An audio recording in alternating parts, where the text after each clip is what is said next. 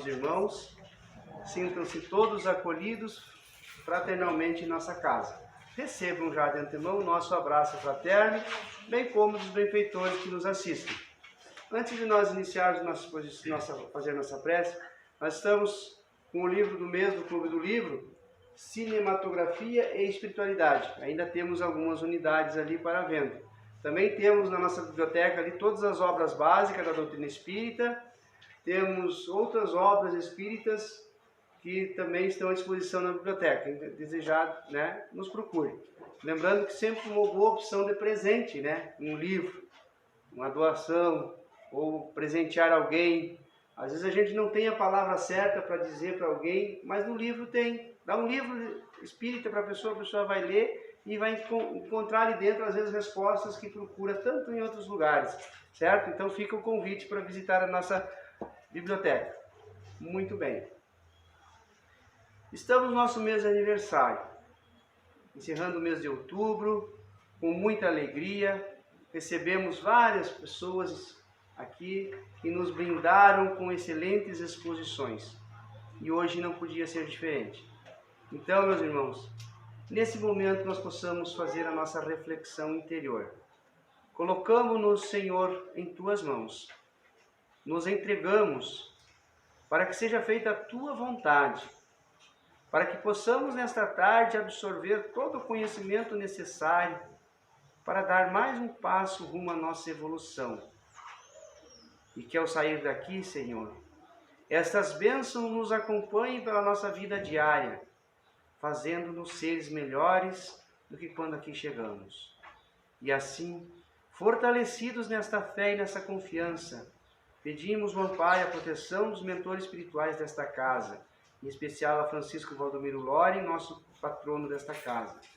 Ao mentor do irmão que vai proferir a palestra, para que ele possa ser intuído da melhor forma possível, a nos orientar, segundo a doutrina espírita, consoladora e orientadora para todos nós. Que a Tua paz e a Tua luz, Senhor, nos envolva nesta tarde. Que assim seja. Então, dando sequência à nossa escala de expositores do mês de outubro, recebemos nosso irmão Valdir Camargo, do Núcleo Leontina, que vem nos brindar com o tema O Papel e a Importância do Centro Espírita. Valdir, sinta-se à vontade. Do aniversário dessa casa tão importante, né, dentro da comunidade, mas dentro da doutrina que nós acreditamos, né, nada é por acaso e tudo está na vontade do nosso Pai. Só para me direcionar um pouco, eu chamo mais de uma conversa do que uma palestra, porque eu não me intitulo palestrante, eu simplesmente sou um estudante que estuda algumas coisas, reflete, e aquilo que eu acho que é bem interessante compartilhar com os irmãos, para que cada um encontre seu caminho, sua melhora no seu dia a dia, venham compartilhar. Então, inclusive, fica aberto até para que alguém em algum momento quiser fazer um questionamento, uma pergunta. A única coisa que eu peço é que seja dentro do tema que nós estamos falando, porque a doutrina ela abre vários caminhos. Então, para que nós não nos percamos, permanecemos no tema. Quem está vindo na casa pela primeira vez? Poderia levantar o braço, por favor? Quem está tendo contato pela primeira vez com a doutrina espírita? Que bom! Já temos um bom sinal que a doutrina espírita vem cada vez mais percorrendo caminhos. Né? Por que eu pergunto isso? Porque às vezes a gente fala alguns termos, algumas considerações, e que a pessoa está vindo pela primeira vez numa casa ou pela primeira vez está tendo contato com a doutrina espírita e não sabe do que nós estamos falando. Né? Então, o porquê da importância desse tema? Por que é importante nós sabermos o papel de uma casa espírita, de um centro espírita e a sua importância? Né?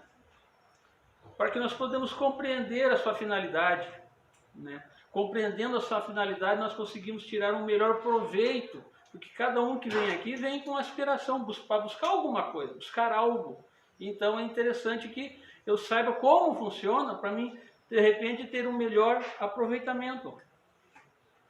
Compreender então que uma casa espírita é um posto de intercâmbio entre trabalhadores encarnados e desencarnados. Então, 16 horas, estamos começando uns trabalhos aqui, mas com certeza existe toda uma equipe espiritual que muito tempo antes já estava aqui, preparando o local, muitas vezes em comunicação com nossos mentores lá na nossa casa, nos incluindo para que, não esqueça, hoje tem lá no Mãos Unidas aquele encontro, vamos lá, nos intuindo. Então, é um trabalho que começa muito antes das 16 horas.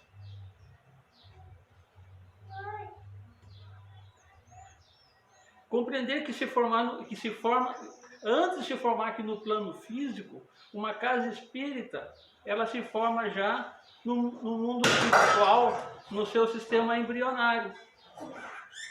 Um exemplo disso, se eu pedir para todos aqui, vamos construir uma cadeira? Nota o olhar de espanto. Mas essa cadeira, cada um já pensou numa cadeira, não pensou? Automaticamente pensou numa cadeira. Então essa cadeira já está construída no mundo espiritual através do nosso pensamento. Nós já formamos uma cadeira lá. Então estamos sempre criando. E tudo que está se manifestado aqui foi criado do outro lado antes. Então aquela ideia que nós tivemos de fazer algo já está lá. Aí só falta nós colocarmos no papel, colocarmos na coisa material. Então o nome Centro Espírita foi criado pelo Dr. Bezerra, não faz muito tempo. Quando se fala em religião, a gente tem que entender que a doutrina espírita ela é nova nesse trabalho de codificação de Kardec.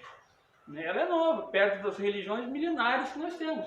Então o nome Centro Espírita foi criado por Dr. Bezerra de Menezes. Mas a primeira casa espírita, que se possa dizer, foi criada por Allan Kardec, que ele fundou a Sociedade Espírita de Estudos Parisienses, lá na França, em Paris, para estudar esses fenômenos que vinham sendo ditos como sobrenaturais, e ele veio, através da codificação, mostrar que todos esses fenômenos, ao longo do tempo, não tinham nada de sobrenaturais. Na realidade, eram fenômenos que a nossa ciência ainda não conseguiria explicar. Mas estava tudo dentro de uma lei. Por isso que Jesus vem e diz, eu não vim destruir a lei, eu vim para que a lei se cumpra. E ele fazia muito dos fenômenos que eram considerados sobrenaturais ou chamados de milagres. Mas ele sabia manusear essas leis, que algumas ainda para nós ainda é desconhecido. Mas por quê? Porque tudo está de acordo com a ordem e a lei universal do Pai Celeste, de Deus. Sendo que nosso primeiro centro espírita foi lá em Salvador, na Bahia, né? O Sr. Olímpio Teles Menezes que fundou. Foi o primeiro. Então hoje a casa, fazendo 32 anos aqui, também merece a sua referência. Mas o que é um centro espírita? Né? Porque muitas vezes, como eu falei, é importante a gente ter essa noção. Eu vou no centro espírita. Até o centro espírita hoje está sendo chamado casa espírita, porque muitas vezes quem começou a estudar a doutrina um pouco mais antes, percebe que antes que a gente falava assim, não, eu vou no centro. Aí a gente mesmo dizia, mas é centro de mesa branca. Porque tinha uma coisa pejorativa, tu vai num centro, né? E ainda hoje se encontra alguma coisa assim que muitas vezes a gente tem que requer uma explicação. Então muitas vezes até para não dar muitas explicações, que às vezes a gente nem tem tempo para explicação, a gente fala hoje, eu vou numa casa espírita. E parece que foi absorvida a ideia de casa espírita, e então hoje você não precisa dar muitas explicações sobre que centro que você frequenta, que a pessoa muitas vezes você chamava para um lado e dizia assim, você que mexe essas coisas, que vai nesses centros, como é que é lá? Né? E causava tão medo que eu sei de relatos de pessoas que passavam em ruas contrárias para simplesmente não passar na frente da casa, numa casa espírita ou no centro espírita, com medo de superstições.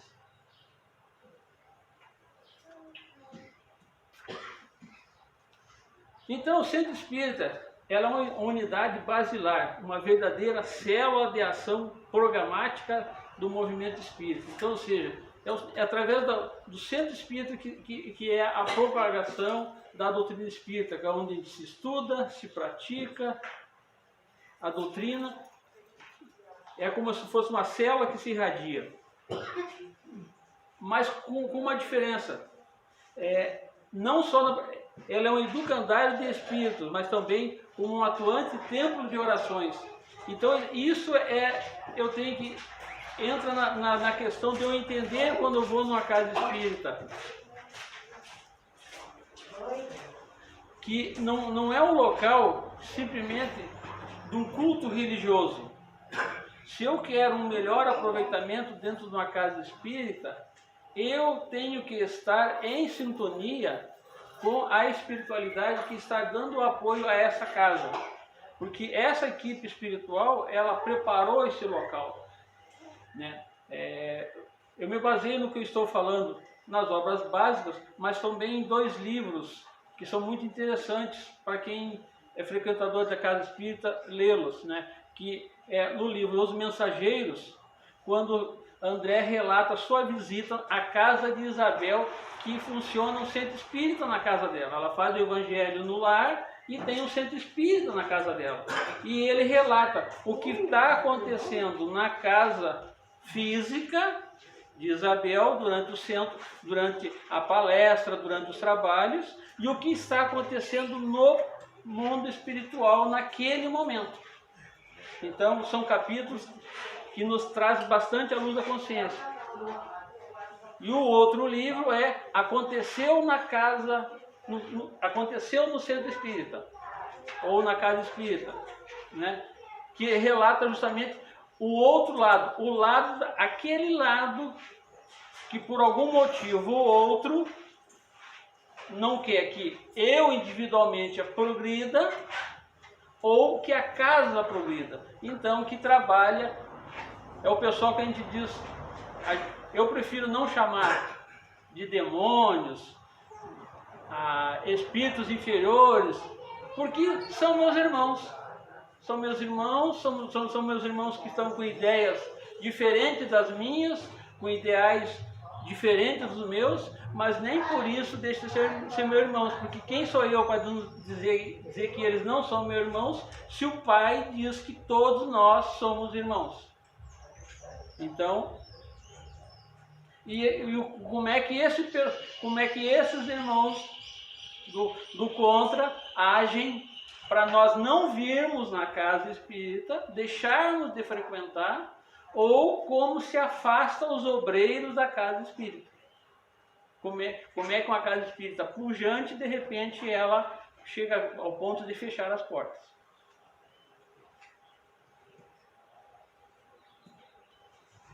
Então, o centro espírita ele é um posto de socorro espiritual e material, que acolhe desde a criança, o velho, o necessitado, de assistência e fraternidade.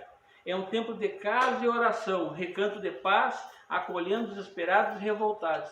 Então aí eu já pego um pouquinho da fala de André, quando ele está chegando na casa de Isabel, para começar, que no dia seguinte ia ter a palestra, mas ele chegaram no dia anterior.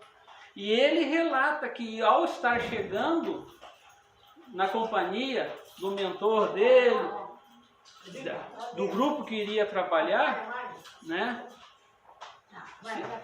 Chamou a atenção dele, e aí eu peço que vocês pensem nesse relato, que os senhores, cada um saiu de casa para vir aqui.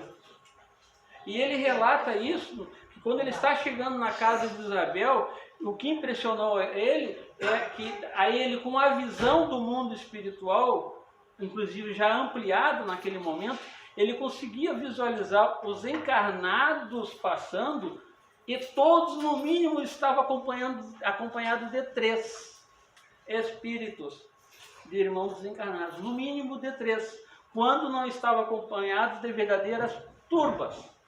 E quando, imagina, é isso que eu peço para vocês, imagina vocês vindo para casa e vendo essas cenas, vocês caminhando pela rua e vendo turbas de irmãos passando, né?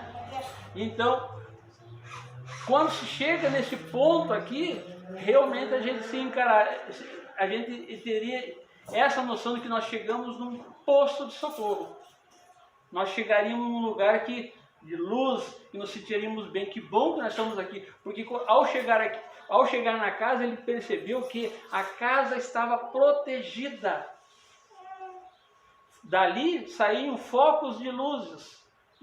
E que aquela cena que ele via nas ruas, ele não via ali.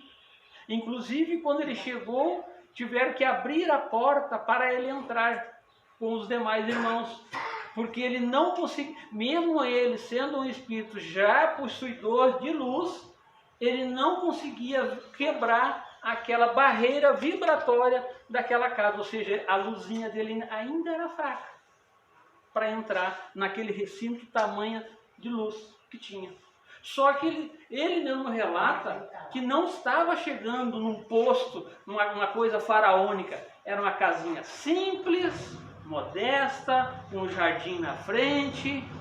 E ele descreve inclusive a casa como seria a casa de qualquer um de nós. Objetos simples, uma senhora bordando, uma jovem numa máquina de costura, um jovem fazendo as tarefas do colégio e duas meninas brincando, duas crianças. Ele descreve o lar de qualquer um de nós.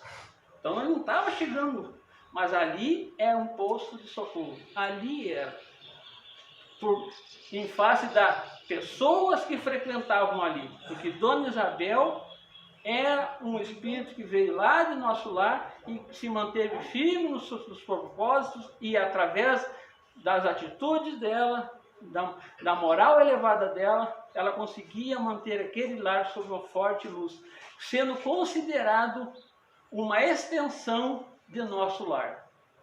Ali era um posto de socorro avançado do nosso lar. Vejam, uma casa que muitas vezes a gente passa pela frente e acha que é uma casa sem importância, tão modesta, e a importância dessa casa. Por isso que eu pego esse referencial para nós termos a noção da importância dessa casa espírita. Porque tudo que vem para nós, na realidade, é uma dádiva. Às vezes eu vejo pessoas dizendo: eu gostaria de ter a visão para me ver isso aí, ver o que acontece aqui no mundo espiritual.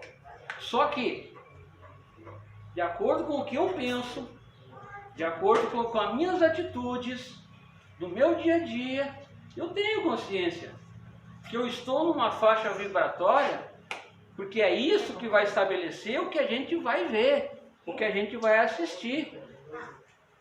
O mundo espiritual é uma faixa de canais que nós podemos hoje, dentro da nossa tecnologia, comparar com 200 canais. Só que no canal ali eu estou com o controle na mão, né? Não gostei, troco. Não gostei, troco. Eu faço essas trocas. Eu, com uma visão ampliada do mundo espiritual, eu teria acesso aos 200 canais, só que eu não tenho controle na minha mão. O controle está na minha vibração, conforme eu vibro. Como eu tenho pensamentos elevados, eu melhoro os meus canais. Eu baixo meus pensamentos, os canais vão para o que eu não quero assistir. Então, com certeza eu estaria assistindo muita coisa que eu não queria ver. Então, e isso é uma benção. É como se nós estivéssemos sofrendo de uma catarata, e que em algum momento tirasse essa catarata e nós víamos esse mundo espiritual. Então tem muita gente que quer ver. Eu não sou muito partidário. O que eu estou vendo está de bom tamanho. O que eu estou vendo já está bom. Então, mas qual é o papel então do centro espírita, né? O papel que deve desempenhar primordialmente é propagar a doutrina espírita para a renovação do homem, integrando-se no seu grupo familiar e na sociedade em que vive, com vistas ao progresso moral de todos. Então não é só também propagar nesse sentido de difundir a doutrina espírita. Não. É dentro daquele ditado que é o seguinte: as palavras convencem, mas o exemplo arrasta.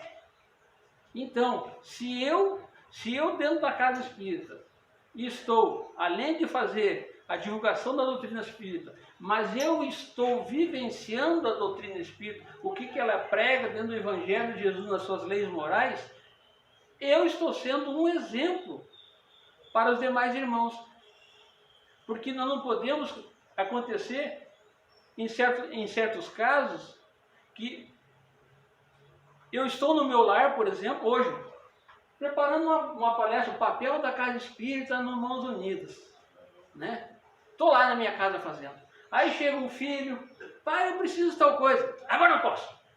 Chega a mulher, bem, poderia me ajudar a tal coisa, não, é o serviço teu.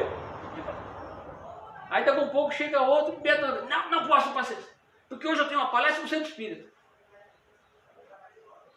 Meu amigo, guarda os livros e vamos à obra, porque a parte intelectual não está te ajudando em nada. Então, eu tenho que vivenciar a doutrina espírita, não no Centro Espírita. No Centro Espírita eu renovo as minhas energias, eu estudo, eu adquiro novos conhecimentos, mas a prática é da porta para fora. A prática é da porta para fora. É lá que eu pratico. E eu vou acertar tudo? Com certeza não. Eu vou mais errar do que acertar. Mas como dizia Kardec, se conhece o verdadeiro espírita, não pela sua perfeição, mas pela sua insistência de todos os dias reconhecer suas falhas, reconhecer seus pontos fracos, e ali, todo dia. É quase que nem o modo que vive as pessoas que estão no seu dia a dia tentando se livrar de algum vício, né? Dentro dos 12 passos lá, estão dizendo, só por hoje. Então, só por hoje eu não bebi, só por hoje eu não usei tal entorpecente, só por hoje. Então, só por hoje eu deixei de fazer tal coisa. Eu costumo dizer, eu apelidei, eu coloquei o nome dos meus erros de OPS. OPS. Por que de OPS? Porque, primeiro passo, a gente tem que reconhecer o seguinte, só se muda quando se reconhece que está errado. Então, às vezes a pessoa assim, mas eu sou cheio de defeitos, eu sou muito cheio de defeitos. Que bom que você reconheceu, de repente reconheceu numa dose meia grande, mas que bom que reconheceu. É o primeiro passo. Se eu não tenho nada a mudar, por quê? Se eu não tenho nada errado, não tem nada a mudar.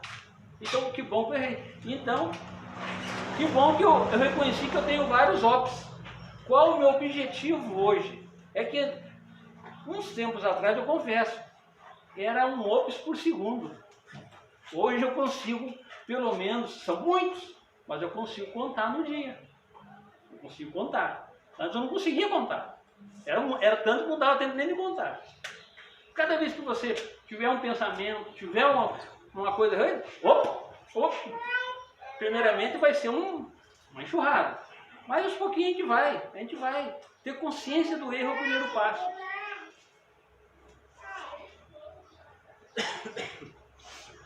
Então o Centro Espírita ele é uma escola, onde podemos aprender e ensinar. Então, eu não estou ensinando.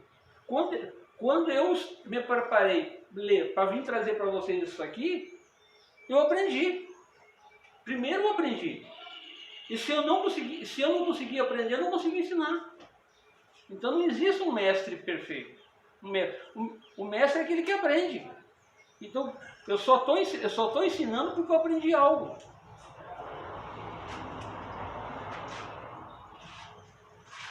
Entre suas finalidades destacamos ainda o objetivo do estudo, a difusão que já foi falada, baseando sempre nas obras de Allan Kardec. Por quê? É o nosso alicerce. As obras básicas da doutrina espírita devem ser sempre o nosso alicerce. Claro que existem outras obras que foram surgindo ao longo do tempo, mas todas essas obras nada mais é que um estudo, às vezes, mais aprofundado ou numa linguagem que a gente possa compreender. Assim como nós tivemos parábolas de Jesus na Bíblia, que até hoje a gente cada vez se descobre uma perspectiva diferente naquela parábola, que ela na realidade é mais profunda do que nós imaginamos. Mesma coisa a doutrina espírita através dos livros codificados. Às vezes é uma linguagem de 1800 e pouco. Muitas vezes é uma linguagem que até hoje, se nós temos dificuldade, imagina o jovem. Então, às vezes, vem uma linguagem, mas é sempre ali a nossa base. Então, funções do centro espírita: esclarece, oriente, acolhe. Essa palavra nunca pode nos desviar. O centro é aquele que acolhe. Consola todos que ali chegam para conhecer a doutrina espírita, buscando amparo e soluções para os seus problemas materiais e espirituais. Porque até Kardec, ele relata nas suas obras que se ele tivesse 2 centros espíritas e que num fosse composto por pessoas altamente intelectuais, com estudos profundos dentro da doutrina, mas que ali não procurasse acolher, melhorar o ser humano de bem, ele preferiria aquele outro centro espírita, que mesmo com pessoas de pouco conhecimento aprofundado sobre a doutrina, mas que de coração aberto para acolher a todos que estavam ali, era esse centro que ele iria preferir.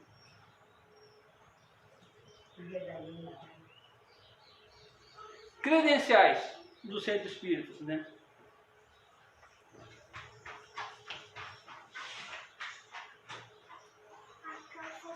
As pessoas estão procurando o autobrilhante, as pessoas que estão frequentando, cada um que nós estamos frequentando aqui, estão procurando, na sua luta íntima, diária, de se auto-melhorar. Não importa se o fulano ali não está melhorando, eu estou melhorando. Porque se eu estou focado, eu estou melhorando, e fulano não está, eu não tenho que olhar com ele com o julgamento que ele não está melhorando, que eles não. Eu tenho que olhar com o seguinte: que bom que eu estou melhorando, que eu vou poder fortalecer a minha mão para poder apoiar mais esse irmão que, pelo jeito, ele precisa de mais ajuda ainda. Porque eu já entendi a ideia, peguei o negócio e estou pronto para trabalhar. Ele ainda não despertou. Então, que bom que eu estou. Então, eu vou ajudá-lo e não recriminá-lo. As pessoas estão aprendendo e ensinando, então é essa troca. Essa troca. Ninguém sabe tudo, cada um que está aqui presente tem as suas experiências, tem a sua vida, tem algo para compartilhar.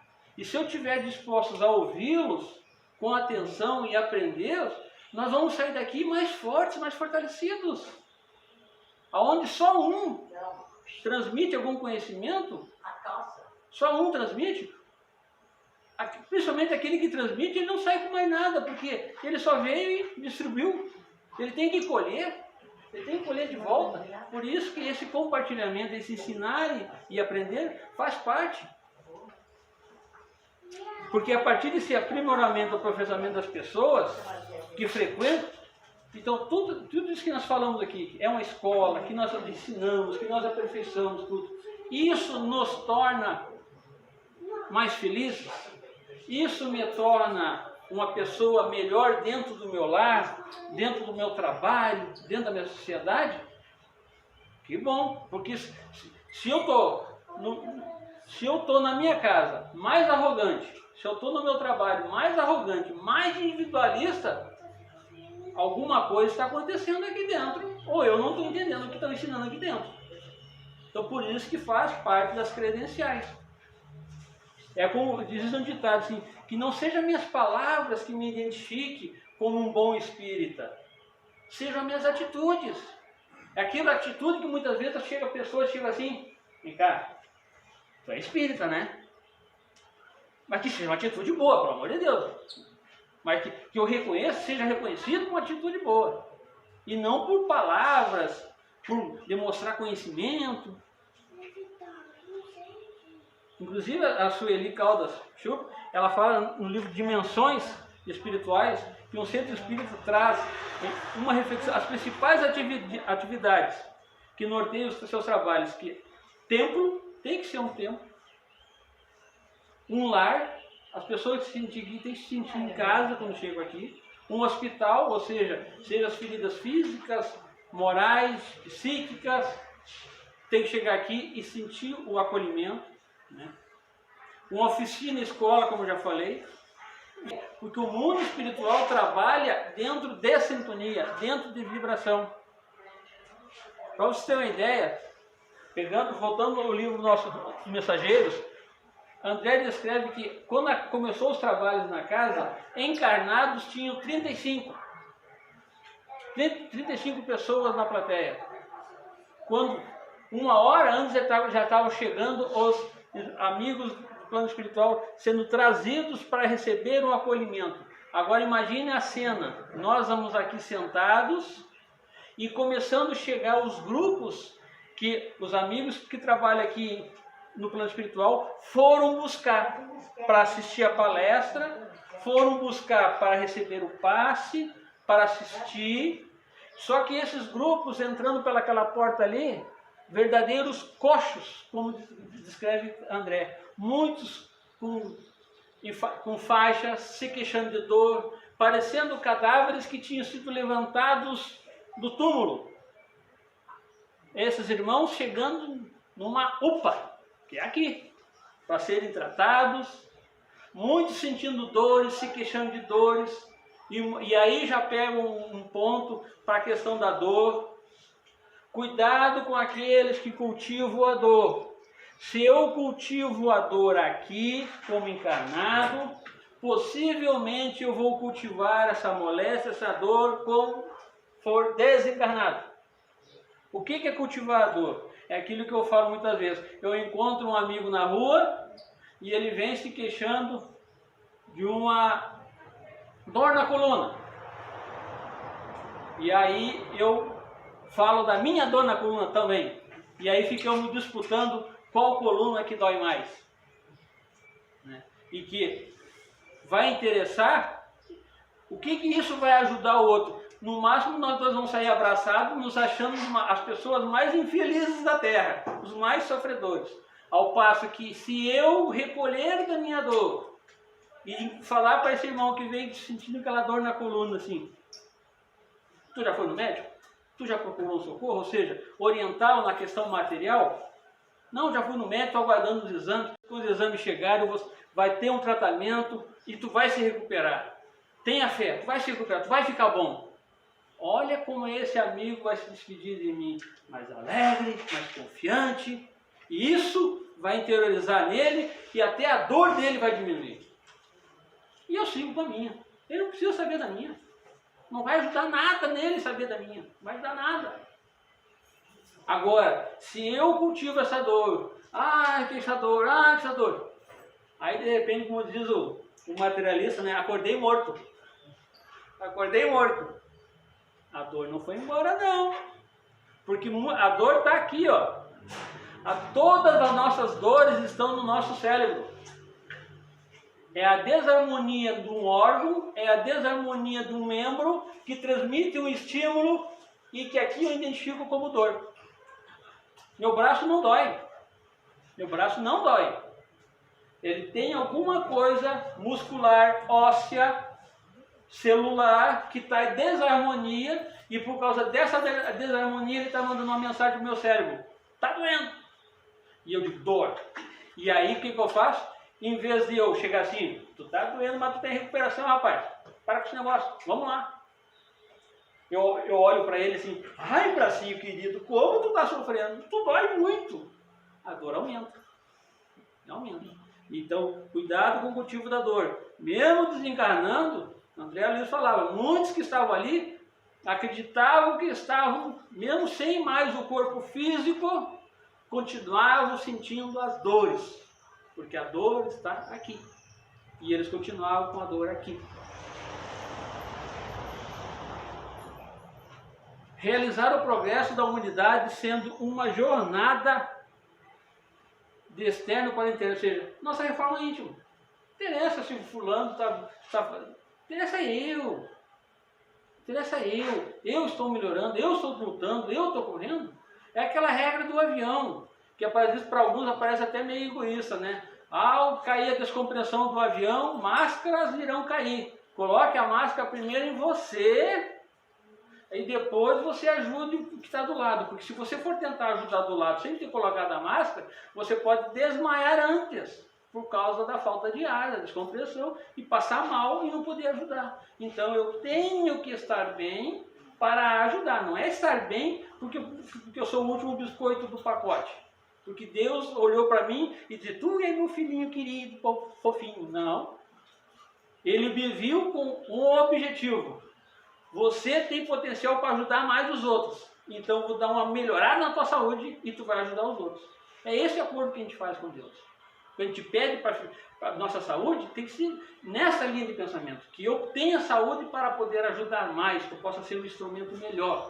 E não para que eu tenha uma vida de pleno gozo e prazer e ficar no bem bom. Não. Porque Deus age no homem pelo homem. Então,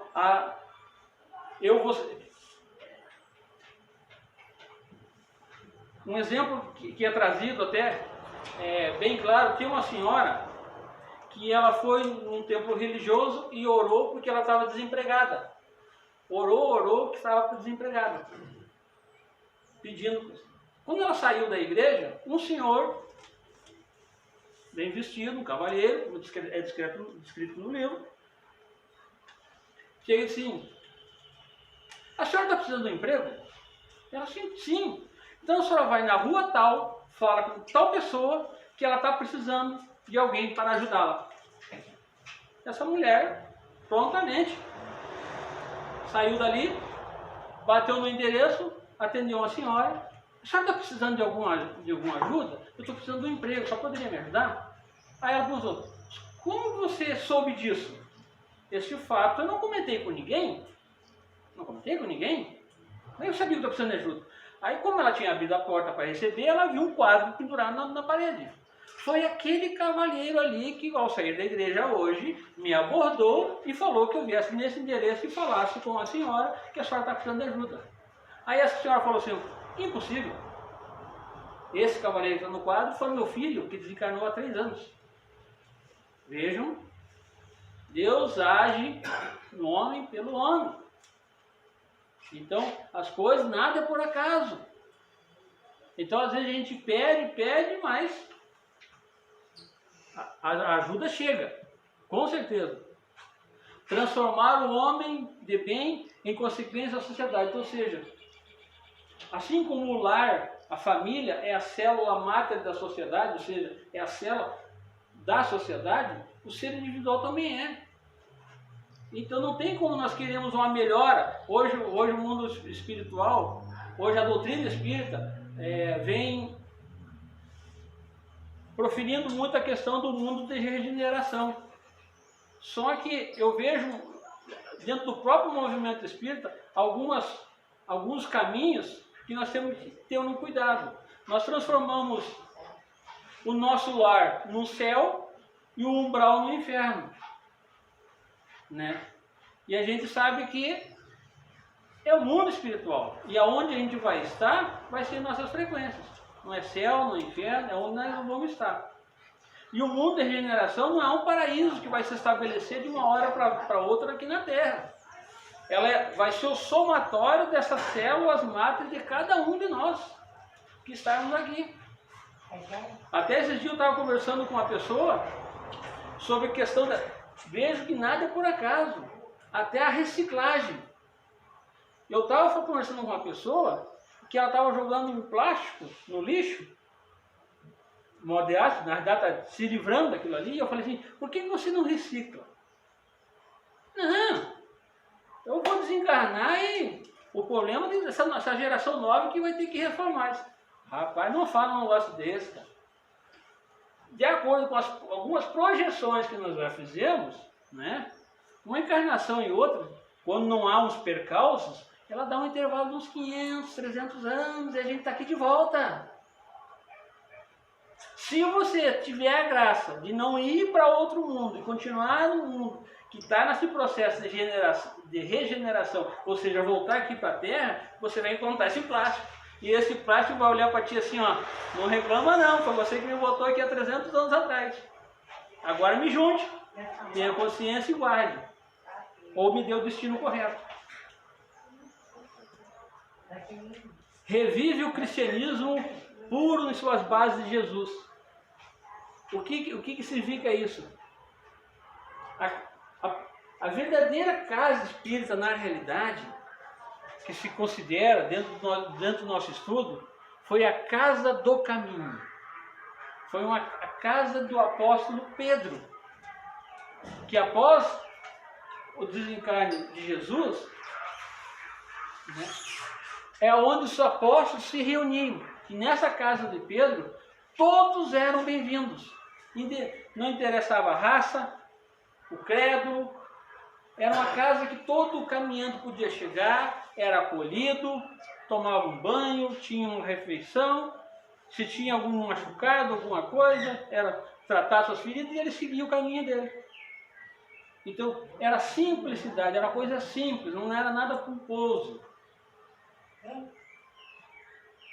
Oferece uma fé alicerçada dentro da razão, no sentido de crença. Crença significa dar crédito a algo, né? É ser fiel ao ser.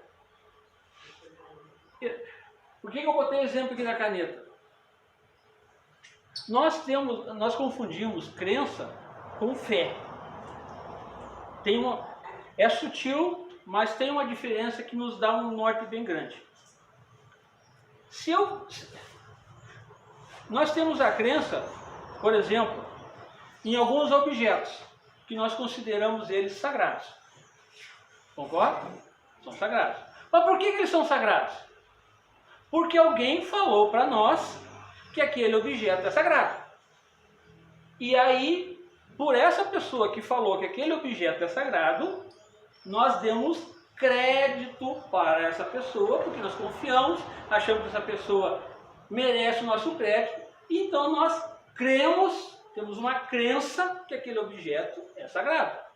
Então, se eu pegar um lápis e mostrar para vocês, e vocês, é hipótese, é claro que eu não tenho todo esse crédito, mas se eu tivesse um grande crédito, que vocês acreditassem mesmo em tudo que eu falo, eu pegasse esse lápis e mostrasse, esse lápis era o lápis que o Chico psicografava. Não vai faltar gente para fazer cultos religiosos para esse lápis. Esse lápis é sagrado. Muitas vezes esse lápis pode poder ficar até aqui na casa exposto, lápis que o Chico psicografava. Porque alguém falou que o Chico psicografava. Isso é crença nos objetos. A fé não. A fé, eu raciocino, eu acredito em algo, dentro seja de uma lei física, dentro de uma lei espiritual, aquilo repetido 1000 vezes vai ter o mesmo resultado. Isso é fé. Eu tenho fé. E muitas vezes eu não percebo que o que move muitas vezes a transformação foi a fé, não foi nem o objeto. Porque se eu, até o remédio, aquele placebo que o médico receita, e ele chega e me aplica que esse remédio vai melhorar a minha dor de cabeça e eu tomo, o que acontece? Minha dor de cabeça vai embora. Vai embora. Então foi crença no quê? Crença no objeto, porque eu acredito no médico, creio naquele objeto e ele resolveu o problema. Assim como quando eu não confio muito no médico, o médico me receita um remédio, eu tomo o remédio, vou tomar por desencargo de consciência, mas não vai resolver nada não. Resolve? Muitas vezes não resolve. Porque voltamos lá no início, a doença está aqui. Está aqui. Manifesta no corpo físico, mas está aqui. O tratamento começa aqui. Melhora de pensamento otimista, é aí que vai. E se eu for merecedor e tiver um objetivo maior proposto para mim trabalhar mais no bem, talvez até eu seja curado. Às vezes é só uma maneira de eu melhor passar por aquele momento. Como eu estava conversando com a minha amiga aqui antes aqui, a dor é uma bênção. E as pessoas às vezes confundem que sentir dor então quer dizer que é você cultuar a dor. Não. A dor é um alerta que não tem algo de bom acontecendo. Seja uma dor no membro, no organismo, é um alerta para procurar um médico, procurar fazer algum exame, né? Um alerta, o fogo. Se eu não sentisse dor, eu entraria no meio de uma fogueira e não perceberia. né? Eu pegaria um objeto que está extremamente quente, aquecido, queimaria a minha mão e eu não perceberia. Então, ao aproximar daquele objeto, sinto o calor, sinto uma dor, me afasto. Então, a dor serve para nos alertarmos que algo tem ruim ou nos afastarmos de um caminho que não devemos percorrer.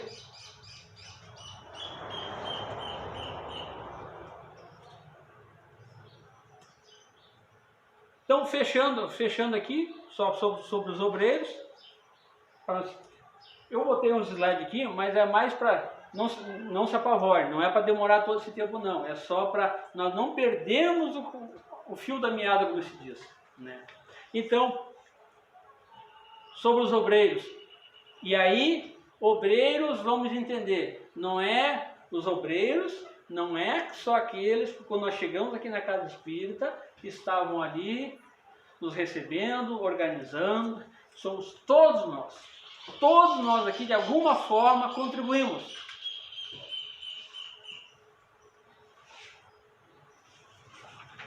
Vou pular aqui. São conscientes então, pois têm esperança na sua melhora. Então, são conscientes, eu sou consciente que eu posso melhorar.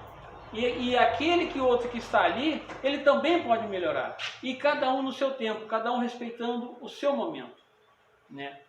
Auxilia sem exigência, né? Então, eu auxilio, não interessa o resultado, me interessa a oportunidade, me deram a oportunidade de trabalhar. Então, eu auxilio. Eu vou auxiliar aqui o nosso irmão Escapim. Mas ele não melhorou. Eu vou procurar outro meio, vou me esforçar mais, mas eu estou focado nesse auxílio. Eu não estou focado no resultado. Eu estou focado no auxílio, eu preciso auxiliar. Ter consciência da divina providência tem inúmeras estradas, então, ou seja, nós temos que ter consciência que aqui nós estamos reunidos com um objetivo de caminhar no caminho de Jesus, ir em direção à casa do Pai, assim como tem outros templos religiosos sobre outras denominações com essa mesma ideia. Então, se chegar alguém aqui de algum outro credo, alguma coisa, é outro irmão que chegou para somar. Às vezes até com algumas ideias que nós não tivemos percebido, vai nos ajudar a somar. Então aqui não tem distinção de raça, de credo, nada. O obreiro somos todos nós. Abençoa sem reprovação, né? Não importa o que o outro tenha feito, importa que eu tenha a oportunidade de ajudá-lo. Então, eu não estou ali para ouvir as queixas que o meu irmão trouxe, alguma coisa, com aquele instinto de curiosidade ou para julgar e reprovar. Não. O Chico dizia, Jesus dizia, o que eu posso te ajudar? O que eu posso fazer por você? Ele não perguntava o que você fez para estar aqui. Trabalha sempre com o propósito de ser o melhor instrumento na prática do bem. É isso que interessa. É esse o objetivo. E a caridade como fundamental. Então, desculpe se eu me alonguei um pouco mais, mas, como eu falo, é um assunto empolgante, é um assunto que nos levaria a falar muito mais sobre isso, por isso que muitas vezes tem que manter sempre nessa direção. Só nessa direção a gente poderia aprofundar muito mais, mas é interessante que todos que vêm aqui na Casa Espírita, que precisam ter esse entendimento, tem que estar em sintonia, porque o André Luiz mesmo, ele descrevia que durante as palestras, eram muito poucos que se mantinham com o pensamento voltado naquilo que está sendo falado, naquilo que refletindo sobre aquilo. A maioria estava pensando numa afazeira que ficou em casa, num problema que estava atormentado, e toda vez que eu penso em outra coisa, é aquela frase, eu estou aonde meu pensamento está. Então, se eu estou sentado aqui e estou pensando numa roupa que eu tenho que estender lá em casa, no carro que eu deixei de lavar, eu estou lá do lado do meu carro aguardando o meu corpo chegar para começar a lavar o carro. Então, é isso que eu tenho que estar presente. E isso faz parte da nossa luta do dia a dia, estarmos presentes. Espero ter contribuído. Agradeço a equipe espiritual que me amparou, com certeza, intuiu, e principalmente a paciência dos senhores terem me ouvido por esse momento. Muito obrigado. Nós que agradecemos, Valdir. Queremos te dar um mimo nesse aniversário. Quem ganha o presente é quem vem aqui. Tem que vir? Tem. Então. Tá? Muito obrigado. Parabéns pela exposição. Seja sempre bem-vindo à nossa casa. Obrigado. Bom, meus irmãos, já fizemos a nossa reflexão, já fizemos nossos pedidos, é momento de agradecer. Obrigado, Senhor, por este momento, por todas as energias aqui derramadas, que possam ser tratadas todas as nossas feridas, nossas angústias, as dores da alma. Que as bênçãos de Jesus recaiam sobre nós nesse momento e sobre todos aqueles aos quais possamos emanar esse pensamento de amor, de paz, de harmonia, aonde se encontrarem. E assim, finalizamos essa primeira parte dos nossos trabalhos com muito amor e muita paz no coração. Que assim seja, graças a Deus.